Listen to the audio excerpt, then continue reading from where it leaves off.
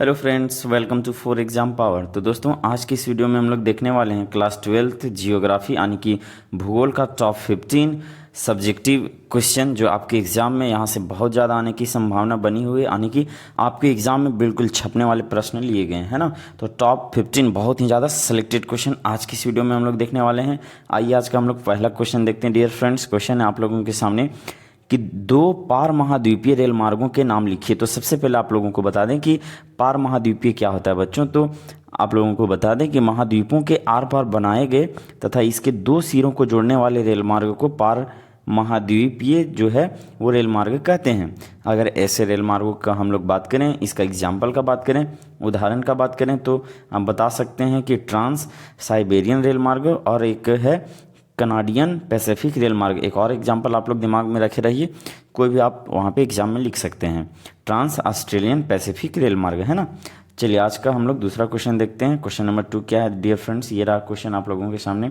Question है हमारा कि बाह्य स्रोतीकरण क्या है। ये इंपॉर्टेंट क्वेश्चन है, आप लोग इसको ध्यान से देखेंगे, एकदम ध्यानपूर्वक है ना। क्या है बाह्य स्रोतीकरण? इसका हम लोग आंसर का अगर बात करें तो कि कार्यों की दक्षता सुधारने तथा लागतों को घटाने के उद्देश्य से किसी बहाने अभिकरण को कार्य सौंपना या उसे ठेके पर देना बाह्य स्रोतन कहलाता है ना। क्या कहलाता है? तो बाह्य स्रोतन कहलाता है। ये एक प्रकार का आर्थिक क्रियाओं से संबंधित एक नई प्रवृत्ति है जिसके अंतर्गत लागतों को घटाने और दक्षता को बढ़ाने के लिए बाह्य अभिकरण या एजेंसियों को कार्य क्या किया जाता है, तो सौंपा जाता है ना। इसको आप एक दो बार बहुत ही अच्छे तरीके से देखेंगे। अगर हम लोग बात करें कि बाह्य स्रोतन मुख्यतः किस किस क्षेत्र में होता है, तो ये प्रौद्योगिकी, मानव संसाधन, ग्राहक सहायता, कॉल सेंटर और कई बार जो है वो विनिर्माण और अभियांत्रिकी के लिए भी किया जाता है। अगर इसमें जो ध्यान देने योग्य बात है वो क्या है डियर फ्रेंड्स, वो ये है कि बाह्य स्रोतन उन देशों की ओर की जाता है जहां जीवन यापन की लागत जो है वो कम होती है और कुशल श्रमिक पर जो है वो परिश्रमिक पर मिल जाते हैं ना। चलिए नेक्स्ट क्वेश्चन देखते हैं डियर फ्रेंड्स। क्वेश्चन है हमारा आप लोगों के सामने, ये क्वेश्चन नंबर 3 है। बहुत इंपॉर्टेंट प्रश्न है। क्या है क्वेश्चन कि पृष्ठ प्रदेश से आप क्या समझते हैं। अगर इसका हम लोग आंसर का बात करें तो पृष्ठ प्रदेश किसी पतन का पार्श्व प्रदेश होता है। कैसा प्रदेश होता है? तो पार्श्व प्रदेश होता है जो पृष्ठभूमि के नगरों, उपनगरों आदि से पतन तक सामान, यात्रियों तथा सेवाओं का प्रवाह होता है। ये आप लोग ध्यान देंगे। अगर हम लोग इसका और भी डिटेल में बात करें तो विदेशों से जो आयात किया गया माल पतन से भीतरी मार्गों तक, यहाँ थोड़ा सा आप लोग ध्यान देंगे, यहाँ भीतरी मार्गों तक जिस दूरी तक पहुँचाया जाता है तथा देश के आंतरिक मार्गों में बना माल निर्देशों को जो है वो निर्यात के लिए पतन पर पहुँचाया जाता है, वह उस पतन का पृष्ठ प्रदेश कहलाता है ना। वो उस पतन का क्या कहलाता है? तो पृष्ठ प्रदेश कहलाता है। किसी भी पतन के विकास के लिए उसके पृष्ठ प्रदेश का विकसित होना बहुत ज़्यादा आवश्यक होता है बच्चों, तभी ना वो पतन जो है वो विकास होगा उसका, अगर जो मार्ग वो सही रूप से संचालित होगा तो, है ना। तो वही लिखा हुआ है यहाँ पर कि किसी भी पतन के विकास के लिए उसके पृष्ठ प्रदेश का विकसित, संसाधन संपन्न तथा विस्तृत बाजार युक्त होना आवश्यक है।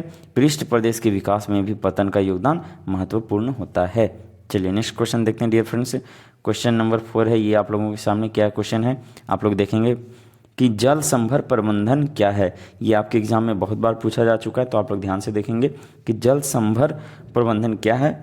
तो ये प्रमुख रूप से धरातलीय तथा भौम जलीय संसाधनों का कुशल प्रबंधन जल संभर प्रबंधन कहलाता है। जल संभर प्रबंधन के अंतर्गत निर्बाध रूप से प्रवाहित जल को रोकना तथा विभिन्न विधियां जैसे अंतःस्रवण, तालाब, रिचार्ज, कुएं आदि के द्वारा जो है वो सतही जल का भंडारण यानी कि कहने का मतलब संग्रहण है ना, तथा रिचार्ज यानी कि पुनर्भरण सम्मिलित होता है, जिससे भूमिगत जल के भंडारण में वृद्धि की जाती है। तो जल संभर के माध्यम से एक प्रकार आप बता सकते हैं कि भूमिगत जल में जो है उसके भंडारण में वृद्धि की जाती है ना। और हम लोग अगर विस्तृत में देखें तो विस्तृत अर्थ में जल संभर प्रबंधन के अंतर्गत सभी प्राकृतिक जैसे भूमि, जल, पौधे तथा प्राणियों और जल संभर सहित मानवीय संसाधनों के संरक्षण, पुनरुत्पादन और विवेकपूर्ण उपयोग को सम्मिलित किया जाता है ना डियर फ्रेंड्स। जल संभर प्रबंधन का प्रमुख उद्देश्य प्राकृतिक संसाधनों तथा समाज के मध्य संतुलन स्थापित करना होता है। ये आप लोग ध्यान देंगे। बहुत ही अच्छा क्वेश्चन था। हम लोग नेक्स्ट क्वेश्चन देखते हैं। क्वेश्चन नंबर 5 क्या है, तो ये रहा क्वेश्चन नंबर 5 आप लोगों के सामने। क्वेश्चन है डियर फ्रेंड्स की मुक्त व्यापार क्या है। बहुत इंपॉर्टेंट प्रश्न है, मुक्त व्यापार क्या है। तो उदारीकरण के प्रभाव के कारण विभिन्न देश आयात शुल्क में कमी तथा आयात की मात्रा पर लगे प्रतिबंधों को हटा देते हैं। यानी कि मुक्त यानी कि हटा देना है ना, तो ये व्यापार से संबंधित है, इस संदर्भ में आप लोगों को लेना है। जिससे किसी देश का सामान सुगमता से दूसरे देश के बाज़ारों में पहुंच सकता है, मतलब ज़्यादा झोल झपटा नहीं हो, और बाज़ार में उस देश के घरेलू उत्पादों के साथ इसकी प्रतिस्पर्धा होती है। इसी व्यवस्था को मुक्त व्यापार कहा जाता है। इसको आप लोग अपना लैंग्वेज में भी लिख सकते हैं बहुत अच्छे तरीके से। चलिए नेक्स्ट क्वेश्चन देखते हैं डियर फ्रेंड्स। क्वेश्चन नंबर 6 क्या है, ये रहा क्वेश्चन नंबर 6 आप लोगों के सामने। क्वेश्चन है हमारा कि ग्रामीण एवं नगरीय बस्तियों में क्या अंतर है। यहाँ कुछ पॉइंट आप देख लीजिए, बाकी आपको ये सब पॉइंट इसलिए बता दिया जाता है ताकि आपके माइंड में रहे, वहाँ आप जल्दी से आंसर कर पाएँ एग्जाम हॉल में। क्वेश्चन है कि ग्रामीण एवं नगरीय बस्तियों में क्या अंतर है। हम लोग इसके अंतर को देखते हैं डियर फ्रेंड्स। ग्रामीण एवं नगरीय बस्ती में कुछ जो है वो यहाँ पे अंतर लिखे गए हैं, आप लोग देखें। अगर हम लोग पहला बात करें तो ग्रामीण बस्तियों के आकार छोटे होते हैं और नगरीय बस्तियों के बड़े होते हैं, ये आप सभी जानते हैं।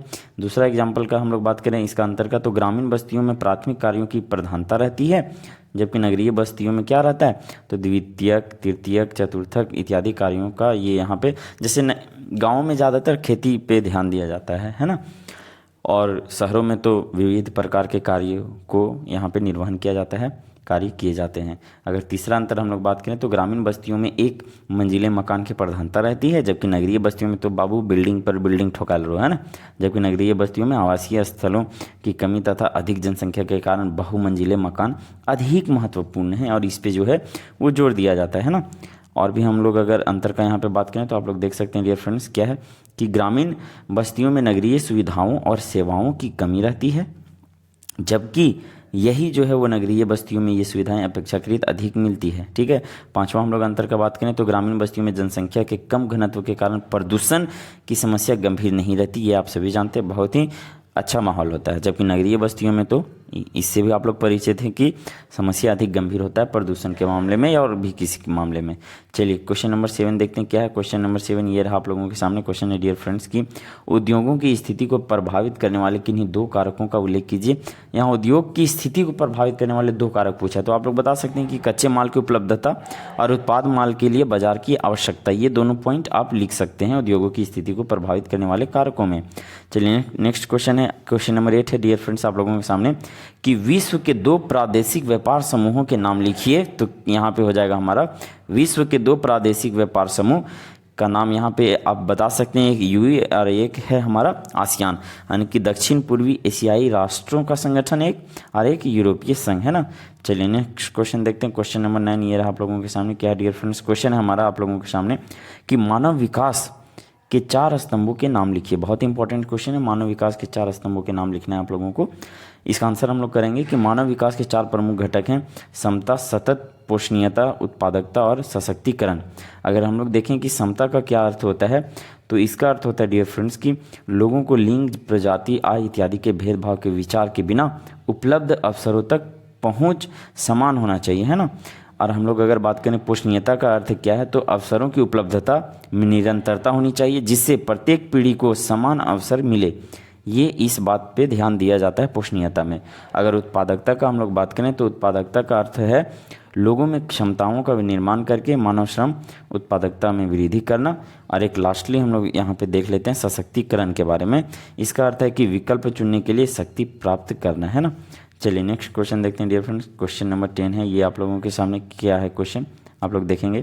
क्वेश्चन है हमारा यहाँ कि श्रमजीवी जनसंख्या संगठन से आप क्या समझते हैं। इंपॉर्टेंट प्रश्न है, इसका अगर हम लोग आंसर करेंगे तो आप लोग यहाँ पे देख सकते हैं कि भारत में आर्थिक आधार पर जो जनसंख्या को 3 वर्गों में विभाजित किया गया है, उसी का जो सम्मिलित वर्ग को श्रमजीवी जनसंख्या संगठन कहते हैं, है ना। चलिए क्वेश्चन नंबर 11 देखते हैं। बहुत ही इंपॉर्टेंट प्रश्न है क्वेश्चन नंबर 11 क्या है, और बहुत ही सिंपल क्वेश्चन है कि भारत के कृषि आधारित 2 उद्योगों के नाम बताइए। तो आप सभी बता सकते हैं कि कृषि आधारित यानी कि एक सूती वस्त्र उद्योग का आप यहाँ पे एग्जांपल दे सकते हैं और एक चीनी उद्योग का, है ना। चलिए क्वेश्चन नंबर 12 देखते हैं डियर फ्रेंड्स। क्या है क्वेश्चन, ये रहा आप लोगों के सामने हमारा।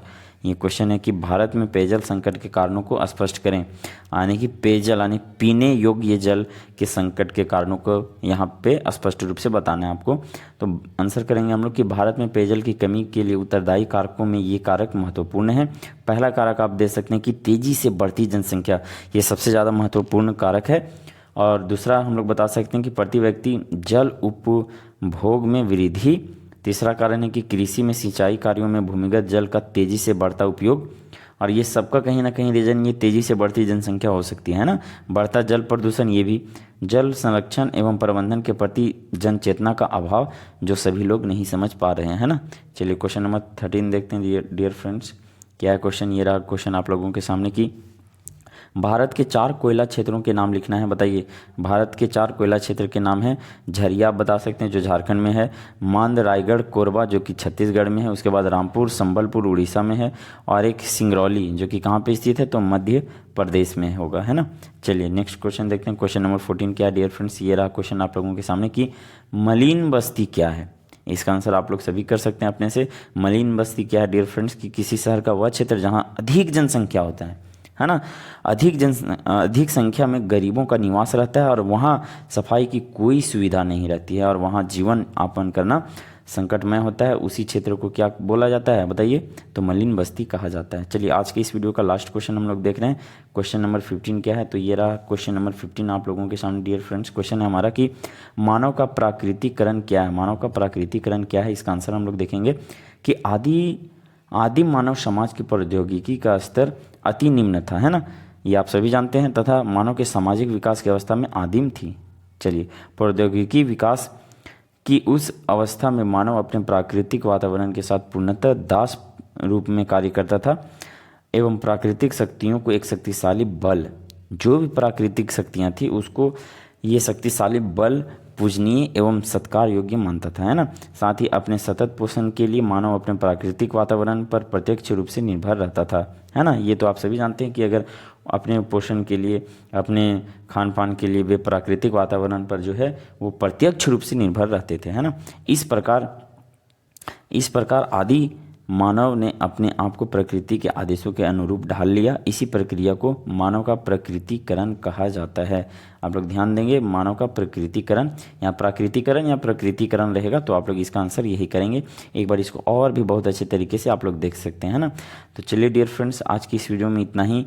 हम लोग फिर मिलेंगे। अभी जो हमारा ये सीरीज चल रहा है सब्जेक्टिव क्वेश्चन का, तो हम लोग नेक्स्ट वीडियो में मिलते हैं। तब तक के लिए नमस्कार, जय हिंद।